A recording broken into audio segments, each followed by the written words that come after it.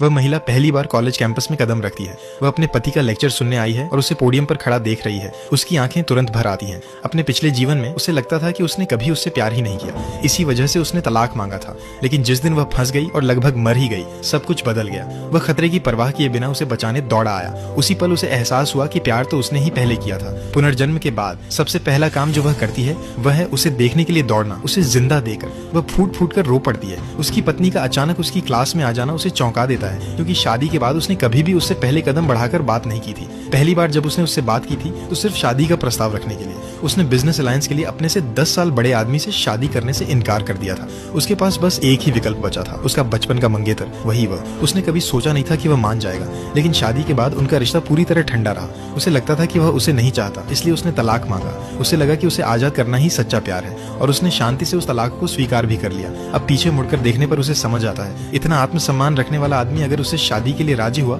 तो वही अपने आप में प्यार था। क्लास खत्म होते ही वह उसकी ओर दौड़ती है, इस बार अपने दिल की बात कहने के लिए तैयार। इस बार वह उसका दिल वापस जीतना चाहती है। घर लौटकर वह चारों ओर देखती है। घर की हर छोटी चीज में उसे उसकी यादें दिखती हैं। उसे एहसास होता है कि उसका प्यार हमेशा खामोश रहा है। दरवाजे के खुलने की आवाज सुनते ही वह दौड़कर उसका स्वागत करने जाती है।